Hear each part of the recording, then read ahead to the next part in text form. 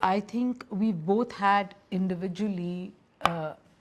journeys where we've collected things as individuals. And now with Sarmaya, there is also a responsibility when you're collecting for the institution. So I think particularly in the case of historical objects, and I think this has been true for you, Paul, even much before Sarmaya, is that ever since you've had the idea of creating an archive that's available to a larger, to the Indian audience and a global audience, you start looking for objects that speak to a certain narrative and multiple narratives and ways in which we see India and experience India.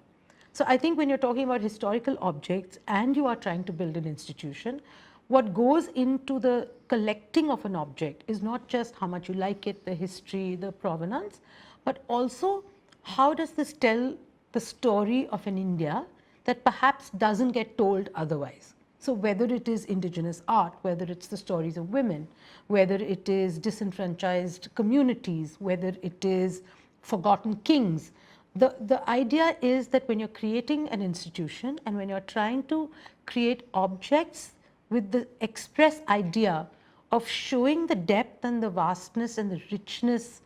of this common heritage that we call India, then that becomes a lens also through which you see objects. Yeah, in fact, I think the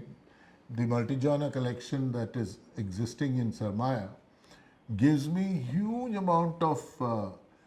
comfort and confidence in the sheer wealth of this nation. And I derive a lot of security from that this diversity is what has made us who we are, and there's so much of it around that maybe one lifetime is not even good enough. And I would say that most of us out there should be spending our time learning about this. It's so much of wealth that is tucked away, sometimes being lost, sometimes not really being understood, sometimes not even receiving the exposure. So I would say start this journey immediately and get to learn about India, get to learn about India's history, get to learn about India's artistic wealth, get to learn about India's incredible bank of stories